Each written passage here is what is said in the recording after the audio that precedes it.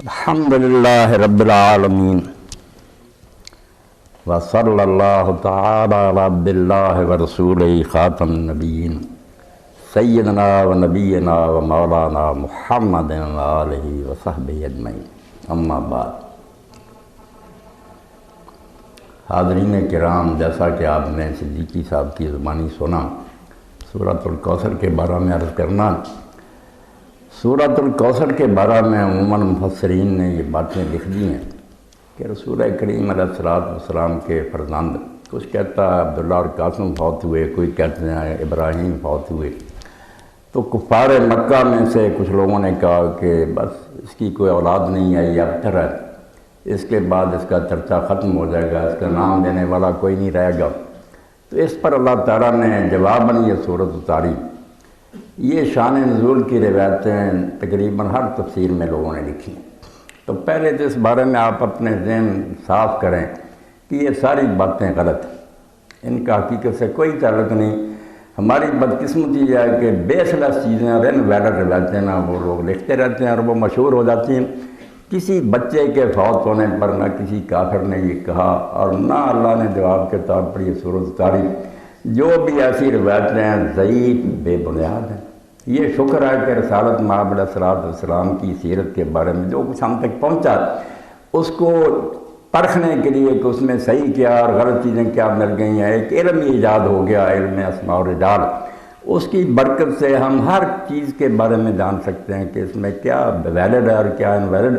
تو یہ روایات کسی تفسیر میں بیون تفہیم القرآن میں یا ضیاء القرآن میں بالکل غلط باتیں، کوئی آس بن وائل نے یہ بات نہیں کہی، نہ کوئی دوسری بات، نہ اس لیے یہ صورت اتری۔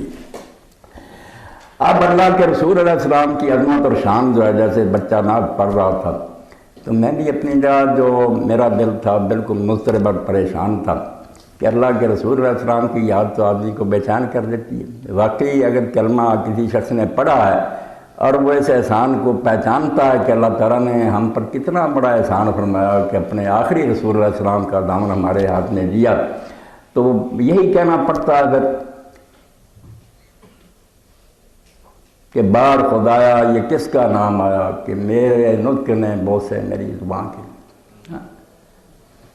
اللہ کے رسول کا نام ایک مومن کے لیے یقین جانے، پیاسے کو ٹھنڈے پانی سے وہ فرت حاصل نہیں ہوتی اور نہ کسی دوسرے آدمی کو کسی شے سے وہ لذت مل سکتی ہے جو ایک کلمہ گو کو رسالت مآب علیہ السلام کے ذکر سے ملتی ہے۔ آج سے تقریباً 1000 سال پہلے یہی اسپین جب تو مرحوم ہی ہو چکا، ہمارا وہاں سے نام و نشان مٹ گیا، کرناٹا اور جو عمارتیں ہیں وہاں بس ہمارا نواب پڑھ رہی ہیں۔ یہاں ایک بہت بڑے امام ہوئے ہیں قاضی عیاض رحمۃ اللہ علیہ۔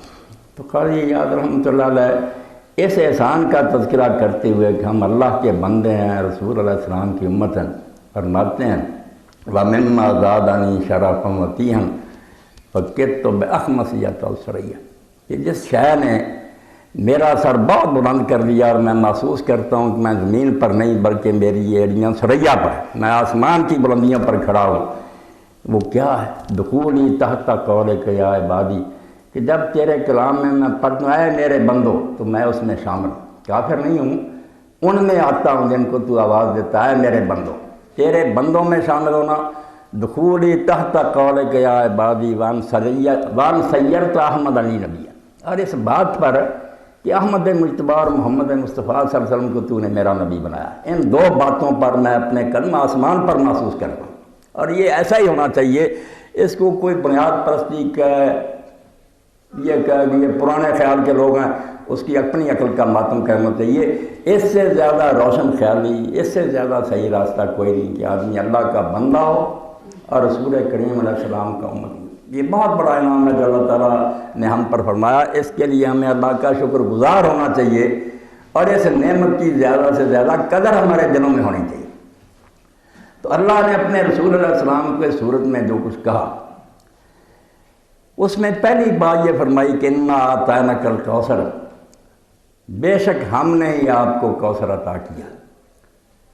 انا اعطیناک الکوثر، اس میں انا جو ہے نا، ایک انا پھر اس کے ساتھ الف ہے جس کی وجہ سے اس میں ہم کا معنی نحنوں کا پیدا ہو گیا۔ اگر صرف انا ہوتا نا، آگے الف نہ ہوتا، ہم نہ ہوتا اس میں۔ اب اس میں تاکید اتنی، زور اتنا ہے کہ انا کیا معنی بنے انا نحن بے شک ہم، پھر جب آتینا اس میں بھی پیچھے جو نون الف لگا وہ بھی ہم ہے کہ ہم ہی ہیں، بے شک کوئی اور دینے والا نہیں، بے شک ہم ہیں جس نے تجھے دیا۔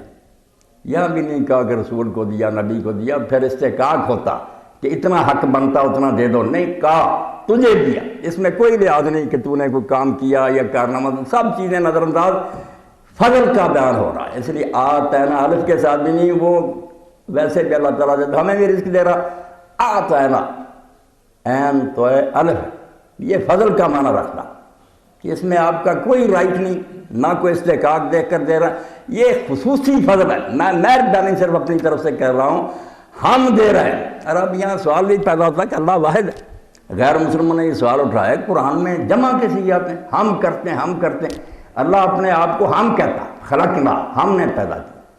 تو اصل میں کہ جو لوگ عربی زبان سے نہیں واقف ہوتے وہ ایسے سوال اٹھاتے ہیں، یہ اسلوب جو ہے اس کے لیے یہ بیان کیا جاتا ہے کہ یہ جمع جو تعظیم کے لیے ہوتی ہے، جیسے شہنشاہ معظم فرمان جاری کرنا، پریزیڈنٹ وہ واحد کا صیغہ نہیں بولتا، اس طرح تو اس کا وقار رو بھی نہیں رہتا، ہم حکم جاری کرتے ہیں، ہوتا ایک ہی ہے، مگر وہ کہتا ہے سارا جان جو ہے نا وہ میرے سامنے کوئی نہیں، ہم ہی ہیں سارے کچھ نہیں۔ یہ واؤ یا یہ جمع جو ہوتی تعظیم کے، تو اللہ سے بزرگوں برتر تو کوئی نہیں، اس لیے جب وہ انداز یہ اختیار کرتا نا ہم، تو اس کا مطلب یہ نہیں کہ کئی ہے، واحد ہی ہے وہ، مگر اپنی عظمت شان ظاہر کرنے کی ہم انا آتینا کل کوثر، کسی نے نہیں دیا، صرف ہم نے دیا۔ اب آپ دیکھیں دینے والا ہو اللہ، جس کے پاس کسی شے کی کمی نہیں، جب بھی کوئی ہدیہ اور تحفہ دیا جاتا ہے، آپ سب پڑھے لکھے لوگ ہیں، تو دینے والا اپنی حیثیت کے مطابق دیتا، جو غریب ہوگا 1-2 روپے دے دے گا۔ اگر کوئی سیٹھ صاحب کے ہم مسجد کو چندہ دے رہے ہیں، ظاہر ہے وہ پھر اپنی حیثیت کا لحاظ تو کریں گے۔ تو جب اللہ ہے موتی دینے والا، کون ہے؟ پہلے اس کا بیان ہم نے دیا ہے، صرف ہم نے دیا کس کو جا رہا؟ جب اس شخصیت کو بھی دیکھا جاتا ہے تو اللہ نے لم یخلق الرحمن مثل محمد وظنی انہ لا یخلق بل، نہ اللہ نے محمد مصطفیٰ صلی اللہ علیہ وسلم جیسا کوئی پیدا کیا نہ کرے گا۔ دینے والے سے بڑا عظیم کوئی نہیں، جس کو دیا جا رہا ہے تحفہ اس سے اعلیٰ شان والا کوئی نہیں، اس لیے پھر تحفہ بھی تو وہی ہونا چاہیے تھا نا جو دینے والے کی شان کے بھی لائق ہوتا، لینے والے کی شان کے بھی اس کے لیے فرمایا اور کوثر۔ اب چونکہ کوثر کے بارے میں ہم جانتے ہیں، حدیث پاک میں کو ایک حوض ہے جو میدان حشر میں ہوگا، جس سے امتی پئیں گے اور پھر 50,000 سال کے عرصہ میں پیاسے نہیں ہوں گے، جنت میں داخل ہونے تک انہیں پیاس نہیں لگی، شہد سے زیادہ میٹھا، دودھ سے زیادہ سفید، برف سے زیادہ ٹھنڈا۔ اور ایک جنت میں نہر ہے، جنت میں نہر تو ہمیشہ ہی رہے گی، جنت میں جا کر رہنا۔ حوض کوثر میں عارضی، وہاں جو میدان حشر میں ہوگا وہ عارضی، اس نہر سے آئے گا پانی، پھر میدان حشر میں کام دے گا، بعد میں نہ میدان محشر رہے گا نہ وہ حوض رہے گا، وہ نہر رہے گی، جنت کی نہر جو ہے کوثر ہمیشہ رہے گی۔ مگر یہ اس کا ایک مصداق ہے، کوثر کا ایک مصداق ہے کہ وہ بھی کوثر میں آتی ہے، کوثر اس میں محدود نہیں ہے۔ الکوثر یہ کثرت سے نکلا ہے، اس کا جو ہے نا روٹ وہ کثرت ہے، اور یہ اس سے مبالغہ کسی کا ایگزیگریشن، جیسے کہتے ہیں پگڑی اور پگڑ، بہت بڑا مبالغہ۔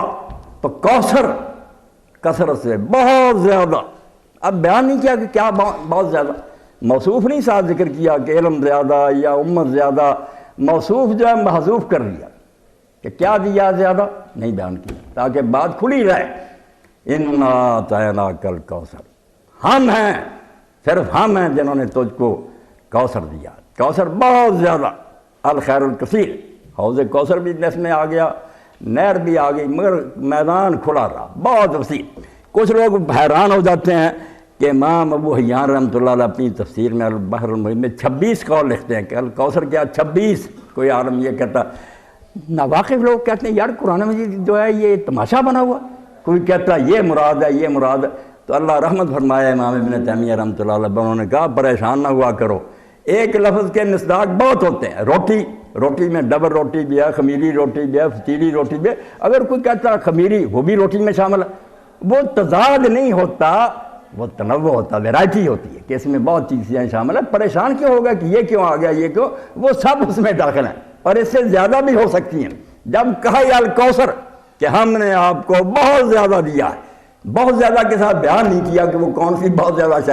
اگر کہہ دیتا علم الکوثر، علم بہت زیادہ دے، بات محدود ہو سکتی.